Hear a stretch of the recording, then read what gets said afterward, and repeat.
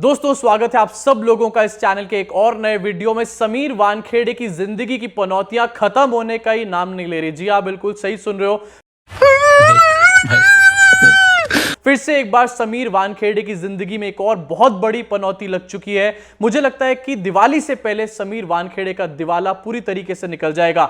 नवाब मलिक ने फिर से एक और बहुत बड़ा सबूत पेश करा है, जहां पर समीर वानखेड़े के ऊपर फिर से बहुत बड़े इल्जाम लगाए जा रहे हैं, बहुत बड़े सवाल खड़े हो रहे हैं। नवाब मलिक ने कल एक ट्वीट करा था, जहां पर नवाब मलिक ने बात बोली थी कि पिक्चर अभी बाकी है मेरे दोस्त, और उसी टाइम पर हम लोग समझ चुके थे कि नवाब मलिक समीर वानखेड़े को फिर से एक्सपोज करने वाला कोई और नया तथ्य सबूत लेकर आने वाले हैं। कल शाम का ये ट्वीट, आज नवाब मलिक ने एक प्रेस कॉन्फ्रेंस करी, बकायदा एक ट्वीट करा, वीडियो ट्वीट करा और समीर वानखेड़े को फिर से एक्सपोज करके रख दिया। लेकिन सोचिए जरा, समीर वानखेड़े ये ऐसा आदमी है, पहले इसके ऊपर इल्जाम ये लगा कि ये अपना धर्म छुपाने का काम करता है, उसके बाद इल्जाम ये लगा कि ये अपनी शादियां छुपाने का काम करता है। लेकिन अब जो इल्जाम लग रहे हैं वो बहुत ही ज्यादा गंभीर और बहुत ही ज्यादा घटिया किस्म के इल्जाम है। इल्जाम ये है कि इस आदमी का रिश्ता सेक्स रैकेट से है, साथ ही साथ पॉर्न रैकेट से भी इसका रिश्ता है। सोचिए, इतने घटिया इल्जाम इसके ऊपर लग रहे हैं। उसके बाद कुछ लोग ये कहते हैं कि आखिरकार इन सब इल्जामों का इस आदमी की और इसकी इन्वेस्टिगेशन पे क्या असर पड़ता है। असर डेफिनेटली पड़ेगा।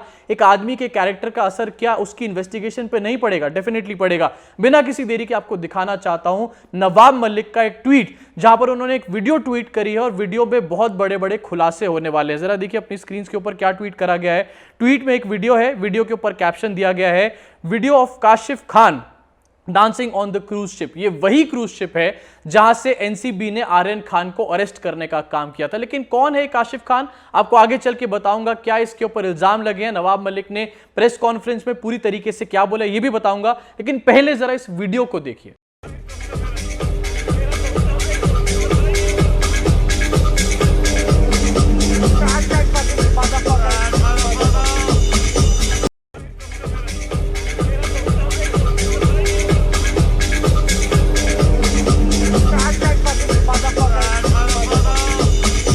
दोस्तों देखा आपने स्क्रीन पर आप लोगों ने ये वीडियो, किस तरीके से एक आदमी इस महिला के साथ नाचता हुआ दिखाई दे रहा है। एक आदमी एक महिला के साथ नाच रहा है, इसमें कोई भी गलत बात नहीं, लेकिन आदमी कौन है इसमें सारी की सारे झोल हैं, इसी में ही सारे के सारे मैटर यहां छुपे हुए हैं। आपको दिखाना चाहता हूं, यह आदमी है काशिफ खान। और एक न्यूज आर्टिकल के हिसाब से, एक न्यूज आर्टिकल जो कि अमर उजाला पे छपा है, उसमें पूरी इस आदमी की कुंडली खोलकर रखी गई। आपको दिखाना चाहूंगा कि नवाब मलिक ने काशिफ खान के बारे में क्या क्या बातें बताई है। नवाब मलिक ने यह बताया कि काशिफ खान वो आदमी है जिसने इस क्रूज शिप पे पार्टी ऑर्गेनाइज करने का काम किया था। सोचिए, नवाब मलिक जो बात कह रहे हैं उसमें कहीं ना कहीं बहुत बड़ा पॉइंट है। जिस आदमी ने क्रूज शिप के ऊपर पार्टी ऑर्गेनाइज करने का काम किया उसको अरेस्ट नहीं करा गया, लेकिन आर्यन खान को अरेस्ट करके 25 दिन तक जेल में रखने का काम किया गया। आखिरकार क्यों इस आदमी को, काशिफ खान को स्पेयर किया गया? डेफिनेटली कोई ना कोई बड़े रिश्ते इसके किसी बड़े अधिकारी के साथ तो होंगे ना। यहां पे ये बात अपने आप ही कहीं ना कहीं जस्टिफाई कर रही है इस बात को। अब साथ ही आपको बताना चाहता हूं कि ये आदमी है कौन। ये आदमी जो है एफटीवी इंडिया का एमडी है। इसने कुछ समय पहले भोपाल में एक सैलून का उद्घाटन किया था और उस टाइम पर ये न्यूज में आया था ये आदमी काफी ज्यादा। इसी के साथ नवाब मलिक ने इसी पूरी प्रेस कॉन्फ्रेंस में यह बात बताई है कि इस आदमी का सेक्स रैकेट के साथ काफी सारे केसेस जुड़े हुए हैं, साथ ही पॉर्न के साथ भी काफी सारे केसेस है इस आदमी के ऊपर, और अन्य भी बहुत सारे केसेस इस आदमी के ऊपर चल रहे हैं। यानी कि ये आदमी जो है पूरी की पूरी तरीके से झोल वाला आदमी है। अब नवाब मलिक यहां पर ये कह रहे हैं कि इस आदमी के ऊपर और समीर वानखेड़े के बीच में रिश्ते क्या हैं, उसके ऊपर एनसीबी को एक बहुत बड़ी इन्वेस्टिगेशन करनी चाहिए। मेरे हिसाब से बिल्कुल ठीक कह रहे हैं यहां पर नवाब मलिक, और मेरे हिसाब से भी एक ऐसी इन्वेस्टिगेशन होनी चाहिए जहां पर यह पता लगाया जाए कि आखिरकार इस आदमी के, जिसका नाम काशिफ खान है, उसके समीर वानखेड़े के साथ क्या रिश्ते हैं। आखिरकार समीर वानखेड़े के साथ ऐसे आदमी से रिश्ते क्यों हैं जो आदमी सेक्स रैकेटिंग से और पॉर्न रैकेटिंग से जिसका काफी ज्यादा जुड़ाव है। इन सब चीजों के ऊपर एक बहुत बड़ी इन्वेस्टिगेशन होनी चाहिए, लेकिन नहीं होगी। आप और मैं अच्छे तरीके से जानते हैं कि ऐसी चीजें होने ही नहीं वाली। अब मैं आपको आगे चल के दिखाना चाहता हूं कि आखिरकार नवाब मलिक ने और क्या बोला और बीजेपी पे किस तरीके से एक बहुत बड़ा निशाना साधा। इनफैक्ट एक और बहुत ही ज्यादा वैलिड पॉइंट बोला है नवाब मलिक ने, जहां पर मैं पूरी तरीके से उनसे एग्री करता हूं। नवाब मलिक ने बात बोली, इसका वीडियो भी आपको दिखाऊंगा। नवाब मलिक ने बोली कि कॉन्स्पिरेसी है जो बीजेपी के द्वारा करी जा रही है बॉलीवुड को बदनाम करने के लिए, क्योंकि ये लोग यानी कि बीजेपी के जो लोग हैं वो बॉलीवुड को योगी आदित्यनाथ के उत्तर प्रदेश में शिफ्ट करना चाहते हैं। और इस बात पे भी पूरी तरीके से एक वैलिड पॉइंट है। क्यों? आपको अच्छे तरीके से याद होगा, योगी आदित्यनाथ ने थोड़े दिन पहले चलचित्रपुरम का उद्घाटन किया था, उसको लॉन्च करने का काम किया था। यहां थोड़े दिन पहले योगी आदित्यनाथ से मिलने कंगना रनौत आई थी, बहुत बड़े बड़े जो सो कॉल्ड संगी एक्टर्स हैं वो आए थे, एक्ट्रेसेस आई थी, डायरेक्टर्स आए थे, फ्लॉप डायरेक्टर्स आए थे, और उन लोगों ने मिलकर के चलचित्रपुरम का उद्घाटन करने का काम किया था। और कहीं ना कहीं मुझे भी लगता है कि इसी वजह से बॉलीवुड को क्योंकि शिफ्ट करना चाहती है भारतीय जनता पार्टी, भारतीय जनता पार्टी के लिए इस टाइम पर सबसे बड़ी गले की हड्डी जो है ना, जो लोग उनके अभी भी अगेंस्ट हैं अंदर से, कहीं ना कहीं जो अभी भी उनके अगेंस्ट आवाज उठाने का काम करते हैं, वो हैं बॉलीवुड के लोग।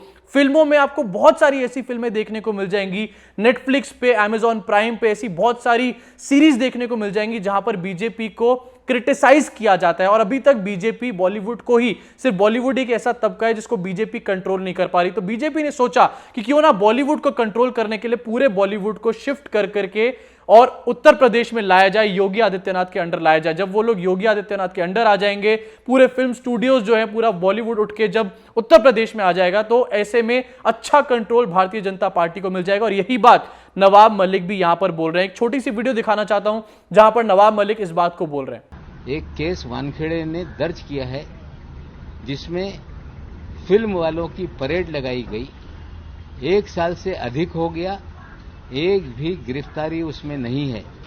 केस 1 साल से खुला है। अगर किसी केस में कोई गड़बड़ी होती है तो गिरफ्तारियां होनी चाहिए। उसी केस के जरिए उगाही का धंधा चल रहा है। हम ये कहना चाहते हैं साथियों कि साजिश हो रही है भारतीय जनता पार्टी की ओर से कि महाराष्ट्र की सरकार को, महाराष्ट्र के लोगों को, मुंबई को, बॉलीवुड को बदनाम किया जाए। और योगी महाराज नोएडा में एक फिल्म सिटी बनाना चाहते हैं। ताजमहल होटल में आकर लोगों से मिले। भारतीय जनता पार्टी के समर्थन के जो भी किरदार थे वो जाकर उनसे मिले थे। उन्हें ये लगता है कि बॉलीवुड को बदनाम करके ये बॉलीवुड मुंबई से बाहर चला जाएगा। तो देखा आपने आखिरकार कितनी बड़ी कॉन्स्पिरेसी चल रही है इन चीजों के पीछे। रंगा बिल्ला के जितने भी मंसूबे हैं पूरी तरीके से सामने आते हुए नजर आ रहे हैं, और रंगा बिल्ला इन सब चीजों में पूरी तरीके से बेनकाब होते हुए नजर आ रहे हैं। अब आपको दिखाना चाहूंगा एक और बहुत बड़ी खबर जिसको कल पूरे दिन दबाया गया। ये खबर सामने नहीं आ पाई क्योंकि कल आर्यन खान को बेल मिल गई, यही सबसे बड़ी खबर बन चुकी थी। लेकिन ये खबर आपकी स्क्रीन पर रखना चाहता हूं जहां पर पता चला कि एक एथिकल हैकर ने मुंबई पुलिस को रिपोर्ट किया है अभी 2 दिन पहले, और यह बताया है कि उनके पास कुछ लोग आए थे 5 लाख रुपए का एक प्रपोजल लेके, और यह कहा था कि आर्यन खान की चैट के साथ आपको छेड़छाड़ करना है। जो शाहरुख खान की सेक्रेटरी हैं उनके पर्सनल उनके फोन में से इंफॉर्मेशन निकालने का काम करना है, उनके फोन को, उनके पर्सनल इंफॉर्मेशन को हैक करने का आपको काम करना है। जिस हैकर ने ये सारी इंफॉर्मेशन दी उसने ये डेफिनेटली जो पूरी जॉब थी उसने टेकअप नहीं करी, उसने रिफ्यूज कर दिया काम करने के लिए। लेकिन थोड़े दिन बाद जब उसने देखा कि किस तरीके से बड़े बड़े लोगों का नाम सामने, और खासकर से जब नाम सामने आया यहां पर प्रभाकर सैल का, उस टाइम पर उनके दिमाग की घंटी बजी, और यही सब देख करके उन्होंने मुंबई पुलिस को ये सारी चीजें रिपोर्ट करने का काम किया। यानी कि सोचिए 5 लाख रुपए देकर करके हैकर्स को अपॉइंट किया जा रहा था आर्यन खान को फ्रेम करने के लिए। पूरी कहानी जो है दूध का दूध पानी का पानी साफ साफ आपके सामने होता हुआ नजर आ रहा है। लेकिन वहीं दूसरी तरफ भारतीय जनता पार्टी क्या कर रही है? एक्शन ले रही है, घंटा एक्शन ले रही है। आपको दिखाना चाहता हूं एक आदमी जिसके ऊपर ऐसे बड़े बड़े एलिगेशंस लग रहे हैं, जो कि झूठ बोलता है अपने धर्म से रिलेटेड, जो कि झूठ बोलता है अपनी शादियों से रिलेटेड, जिसका जुड़ाव है सेक्स रैकेट के साथ या फिर पॉर्न रैकेट के साथ। भारतीय जनता पार्टी उस आदमी के पक्ष में आज प्रोटेस्ट करने का काम कर रही है। जी हां, देखिए जरा अपनी स्क्रीन के ऊपर, the BJP's protest is to counter the ruling Shiv Sena and NCP which slammed Wankhede for his high headedness. इस खबर में बताया गया और इस खबर का टाइटल दिया गया है BJP to hold demonstration in support of Sameer Wankhede in Mumbai. यानी कि एक ऐसा आदमी जिसका हर घटिया काम में उसका नाम जुड़ रहा है, उस आदमी का सपोर्ट करने का काम कर रही है भारतीय जनता पार्टी। मतलब क्या ही बचा है? क्या भारतीय जनता पार्टी समीर वानखेड़े को आने वाले महाराष्ट्र के चुनाव में सीएम का फेस बनाएगी क्या? क्या बढ़िया था गुरु। अब जहां पर एक तरफ ये तमाम बातें, वहीं पर आपको एक छोटी सी क्लिपिंग भी दिखाना चाहूंगा अनुराग कश्यप की, जहां पर अनुराग कश्यप और ऐसे बहुत सारे लोग अभी निकल करके आएंगे जो समीर वानखेड़े को ही एक्सपोज करने का काम कर रहे हैं। आज की डेट में पॉलिटिशियंस से लेकर बॉलीवुड से लेकर तमाम लोग सिर्फ और सिर्फ समीर वानखेड़े को ही एक्सपोज करने का काम कर रहे हैं। लेकिन डेफिनेटली यार कुछ तो किया ही होगा ना इस आदमी ने, जो कि इतनी सारी बातें निकल करके बाहर आ रही हैं। जरा देखिए इस छोटे से क्लिपिंग को, जहां पर अनुराग कश्यप समीर वानखेड़े के ऊपर बड़े इल्जाम लगा रहे हैं, साथ ही बता रहे हैं कि उनका पास्ट कैसा रहा है, उन्होंने किस तरीके से लगातार बॉलीवुड को टारगेट करने का काम किया है। The officer in charge is Sameer Wankhede. Who's Sameer Wankhede? Sameer Wankhede is the man who was with Service Tax Department with Customs. He loves invading Bollywood. He was the man who froze my bank account for 2 years when I dragged them to court. 15 minutes before my court hearing, my bank account was defreezed after 2 years of putting me in trouble. And I was told on my face, I was being made an example out of. Mumbai Mirror, the article came out. Search it. You search this man, he's always associated with Bollywood. You search any media report, you'll see Sameer Wankhede giving out comments.